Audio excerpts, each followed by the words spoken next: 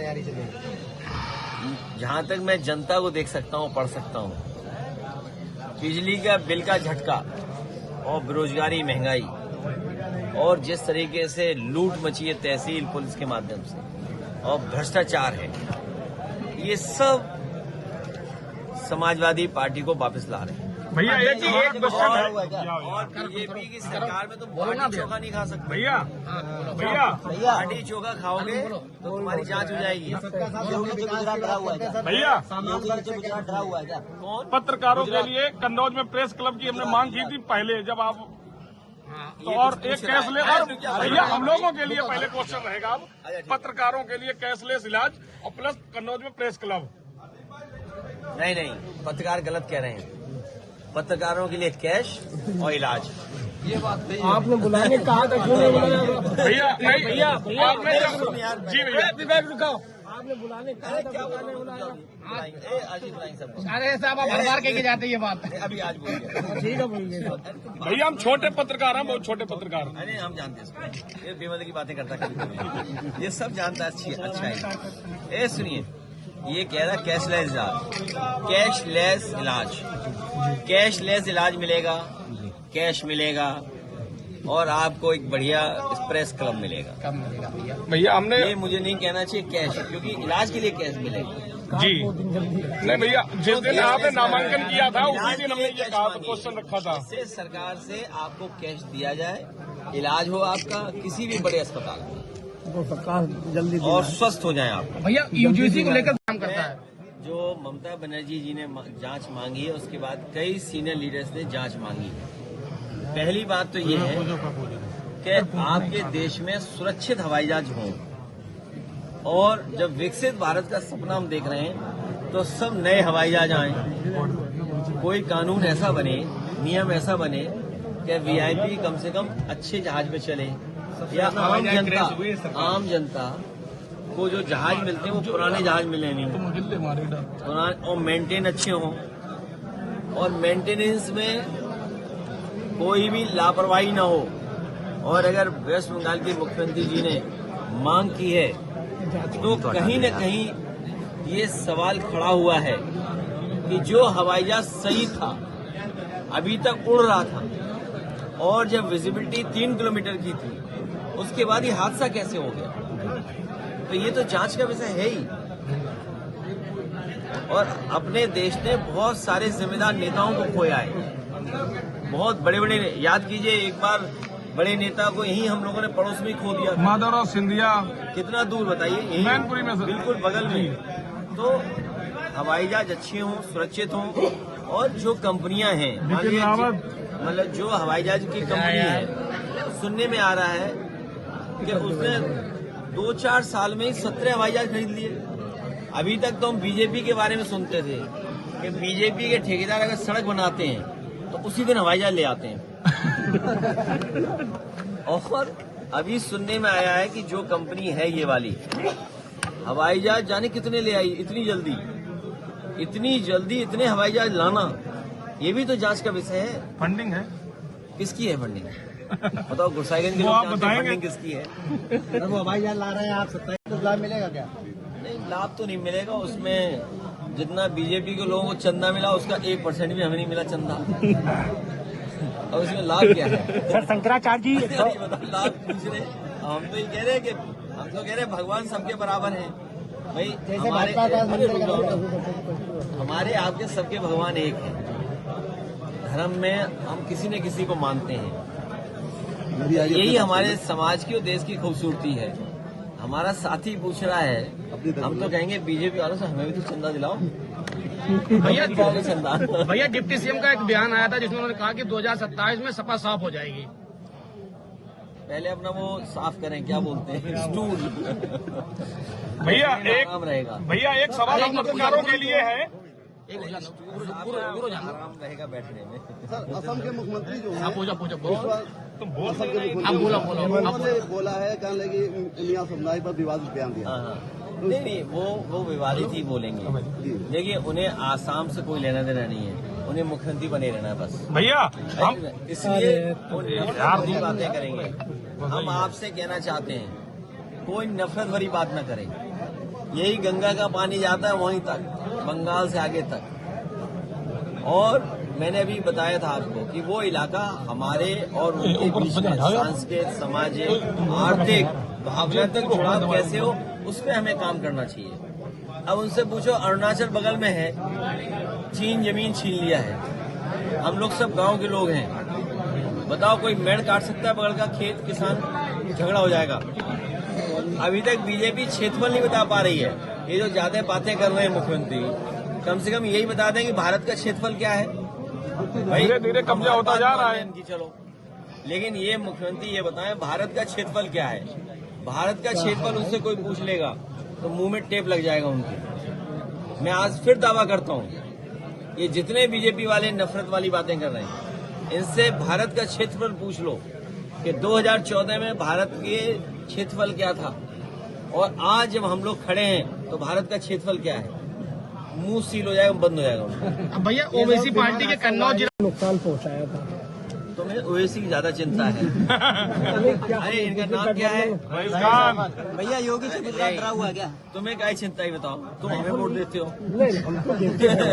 तो मुझे क्या तुम्हें बताओ, तुम्हें क्या चिंता है? भैया शंकराचार्य ने यूजीसी को लेकर सुप्रीम कोर्ट के द्वारा रोक लगाई गई है। ये हमें खुद वोट देता है। तो अभी पीडीए ने हराया है, तुम बीजेपी चक्कर में अखिलेश जी, अच्छा शंकराचार्य सुप्रीम कोर्ट के द्वारा यूजीसी के नए नियमों पर रोक लगाई गई है। यूजीसी को लेकर जो सुप्रीम कोर्ट ने रोक लगाई है, इस पर क्या यूजीसी के कहेंगे? नए नियमों पर रोक लगाई गई है, उस पर आपका क्या कहना है? काम बहुत हुआ समाजवादी तरफ से। अच्छा, हमें कुछ भी नहीं कहना, हमें इसलिए कुछ नहीं कहना। अब हम लोग एक कदम आगे बढ़ गए हैं, सेंसस होने जा रहा है। आप बिल्कुल सेंसस बहुत सीरियस लेना। आपके हिसाब से भैया 370 दिन रहेगा। सेंसस इसलिए लेना जरूरी है कि उसमें आपका सब कुछ जनगणना होगी और भविष्य में जनगणना के हिसाब से फैसले लेगी और पॉलिसी बनेगी। तो अगर हम जनगणना में और चीजें शामिल करा दें, उदाहरण के लिए जाति शामिल हो जाए या जाति जनगणना हो, तो उससे हमें हर जाति का हक सम्मान दिलाने में आसानी होगी, तो झगड़ा नहीं होगा कभी। बीजेपी झगड़ा चाहती है। फिर जनगणना में ये भी शामिल हो जाए कि हमारे ग्रामीण क्षेत्र में किस किस वजह से बीमारियां हो रही हैं, कौन सी बीमारी ज्यादा हो रही है। तो अगर वो सेंसस में बात आ जाएगी तो कल हमें अस्पताल कैसा बनाना है, डॉक्टर किस इलाके में कैसा भेजना है, तो उससे हमें आसान होगी, अपनी जनता की सेवा कर सकेंगे, मदद कर सकेंगे। सर 27 में चुनावी मुद्दा क्या होगा? चुनावी मुद्दा केवल एक होगा कि भाजपा हटाओ। सर जिस तरह से मंदिर आप बनवा रहे हैं। 27 में क्या ओवैसी को गठबंधन में लेंगे आप? अभी पीडीए ने अभी बीजेपी को हराया है। हाँ, ये बीजेपी को हटाओ। भैया 27 को लेकर देखिए, भैया 27 को लेकर कैसी तैयारियां चल रही हैं? अभी पीडीए ने हराया है। पीडीए की ताकत की वजह से मैं देख रहा हूँ कई लोग पीडीए से घबराए हुए थे। लोगों ने यहाँ तक कहा कि पीडीए की वजह से यूजीसी ले आए। बीजेपी वाले बड़े खतरनाक हैं, ये दूसरे का नुकसान करने के लिए अपना भी नुकसान करना चाहते हैं। तो इसलिए इनकी बातों में मत आओ। पीडीए में सब हैं और पीडीए ने अभी हराया है बीजेपी को। भैया योगी और सुनिए, यहाँ के बीजेपी के नेता क्या कह रहे थे कि अभी तो हमने 3 लाख वोट कटवाया है, कि 3 लाख वोट कटवाया है। यहाँ बीजेपी के नेता बोल रहे थे और फिर कह रहे थे और जिलों में और कटवा देंगे। अब वो जिले बोल क्यों नहीं रहे वो नेता, बताओ? नहीं, नेता बोल क्यों नहीं रहे वो? सर एफआईआर से किसे फायदा हुआ, आपको हुआ कि बीजेपी को? नहीं, हमारे कार्यकर्ता मेहनत कर रहे हैं और मैं अपने कार्यकर्ताओं को और मेहनत करना, नहीं तो ये बीजेपी के लोग अधिकारियों से मिलकर, चुनाव आयोग से मिलकर के आपके हमारे वोट कटवा देंगे। अगर आपके हमारे वोट कट गए, क्योंकि वोट कटवाना चाहते हैं नहीं, ये हमारा पत्रकार साथी सही अच्छे सवाल पूछ रहा है। बीजेपी चाहती है पीतल के जेवर बनाओ, पीतल के। अब सोने के जेवर नहीं बना सकता कोई।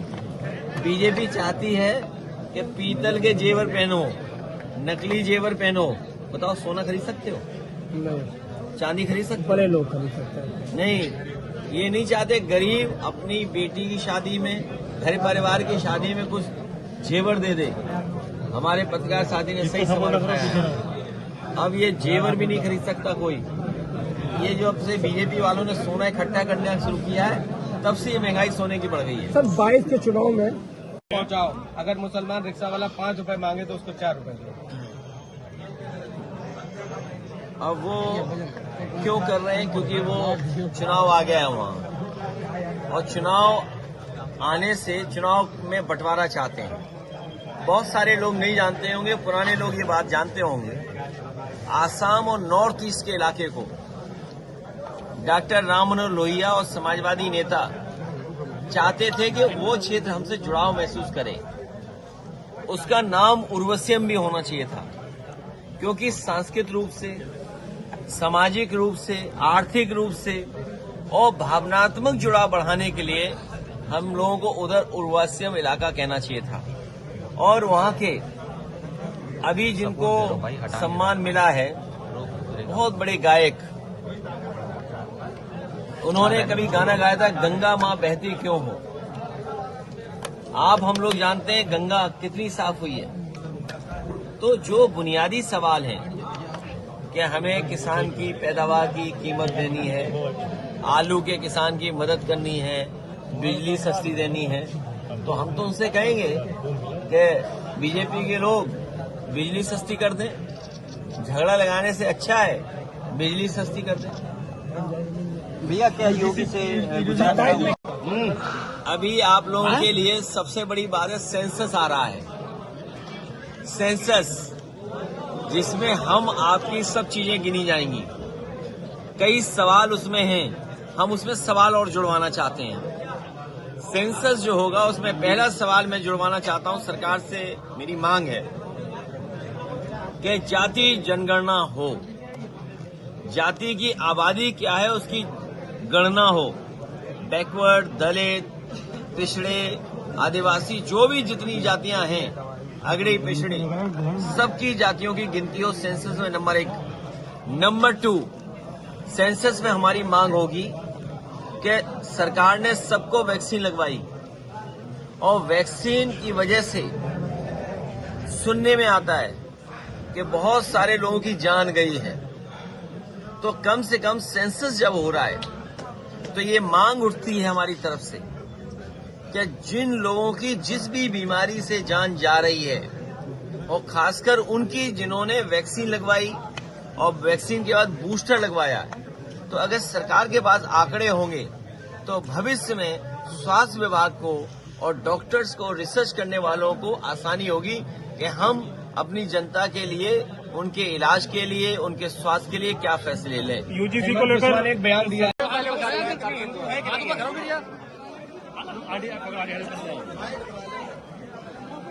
ये आज किस तरह का कार्यक्रम था? देखिए, आज मुझे अपने पार्टी के बहुत वरिष्ठ और कई जिम्मेदार कार्यकर्ताओं के घर परिवार में जाने का मौका मिला, जहां एक तरफ हमारे चेयरमैन रहे, उनके परिवार में शादी थी, वहीं हमारे बहुत सारे जिम्मेदार कार्यकर्ता, मान लीजिए अनिल आर्य जो हमारे बैठे, उनके परिवार के सदस्य बैठे हैं। चलो चुप रहो, शांत। उनके घर में दुखद बात हुई, उनके दुख में शामिल होने आया हूं। हमारी पार्टी से लड़े चेयरमैन, उनके परिवार के बीच में ही जाने का मुझे मौका मिला। इसी तरह हमारी पार्टी के बहुत जिम्मेदार नेता जो सभासद भी रहे, पार्टी के संगठन में भी रहे, कुरैशी, सत्तार कुरैशी, उनके घर भी जाऊंगा मैं भी। और इसी बीच आपसे मिलने का मौका मिल गया।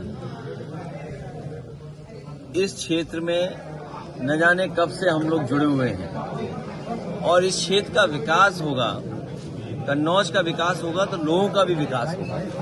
जितना कन्नौज विकास में आगे बढ़ेगा, उतना ही हमारे यहाँ के लोगों की भी आर्थिक और सामाजिक और सम्मान उनका उतना ही बढ़ेगा।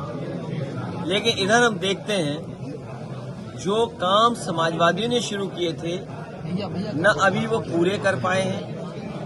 पूरे करना तो दूर, कोई नया काम ऐसा नहीं किया जिससे जनता को सीधा सीधा लाभ पहुंचता। सबसे बड़ी बात यह है कि जो मेडिकल कॉलेज था, जहां पर गरीबों का और आम लोगों का इलाज हो जाता, किसी बीमारी में, तकलीफ परेशानी में, उन्हें सबसे पहले मेडिकल कॉलेज और एम्बुलेंस से मदद होती, उस व्यवस्था को भी सरकार ने बर्बाद कर दिया। न केवल बर्बाद किया है, बल्कि बजट भी नहीं दे रहे जिससे वो शुरू हो सके। पैरामेडिकल बनवाया इसलिए जिससे यहाँ के बच्चे पढ़ लिख करके डिग्री हासिल करके नौकरी पा जाएं। वो भी काम अधूरा पड़ा हुआ है, वो भी अभी तक पूरा नहीं हुआ।